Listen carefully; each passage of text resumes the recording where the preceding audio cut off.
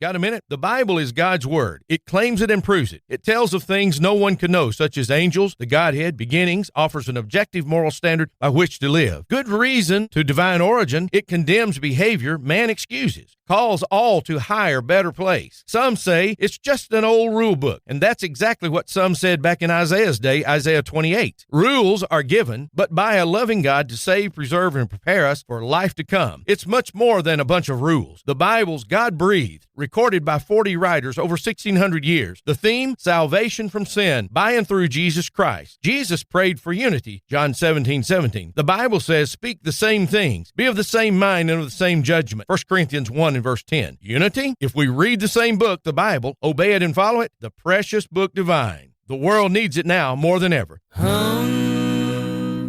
Thank you for listening to One Gospel Minute. Stay in touch with our podcast on our website and on Apple, Spotify, YouTube, or wherever fine podcasts are distributed. Tennessee Bible College, providing Christian education since 1975 in Cookeville, Tennessee, offers undergraduate and graduate programs. Study at your level. Aim higher. Get in touch with us today. Don't you want to go to heaven when you